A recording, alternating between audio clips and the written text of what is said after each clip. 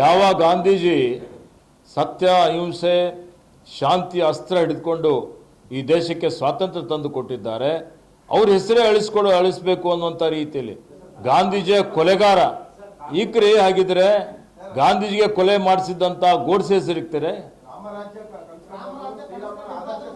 ನೋಡಿ, ರಾಮರಾಜ್ಯ ನಿಜವಾಗಿ ಕೊಟ್ಟವರು ಕಾಂಗ್ರೆಸ್ಸಿಗರು, ರಾಮರಾಜ್ಯ ಸ್ಥಾಪನೆ ಮಾಡಿದಂಥವ್ರು ನಾವು. ಸರ್ವರಿಗೂ ಸಮಬಾಳು ಸಮಪಾಲು ಅಂತ ಹೇಳಿ ಎಲ್ಲರ ಉದ್ಧಾರ ಎಲ್ಲರ ಅಭಿವೃದ್ಧಿ ಮಾಡಿದಂಥದ್ದು ಕಾಂಗ್ರೆಸ್ ಪಕ್ಷ. ನಿಮಗೆ ಆ ಮಾತು ಹೇಳಲಿಕ್ಕೆ ನೈತಿಕತೆ ಇಲ್ಲ.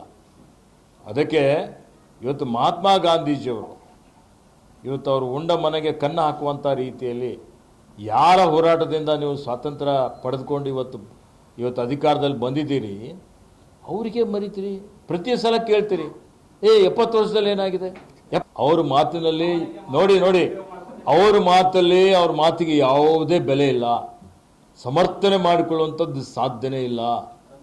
ಅವ್ರ ಇಡೀ ಇತಿಹಾಸ ಅಳಿಸಿ ಹಾಕುವಂಥ ರೀತಿಯಲ್ಲಿ ಕೆಲಸ ಮಾಡ್ತಾ ಇದ್ದಾರೆ. ನೋಡಿ, ಸೋರಿಕೆಯಲ್ಲಿ ಭ್ರಷ್ಟಾಚಾರ ಎಲ್ಲಾದರೂ ಈ ವ್ಯವಸ್ಥೆಯಲ್ಲಿ ಇದ್ದರೆ ಅದಕ್ಕೆಲ್ಲ ಅವರೇ ಕಾರಣ.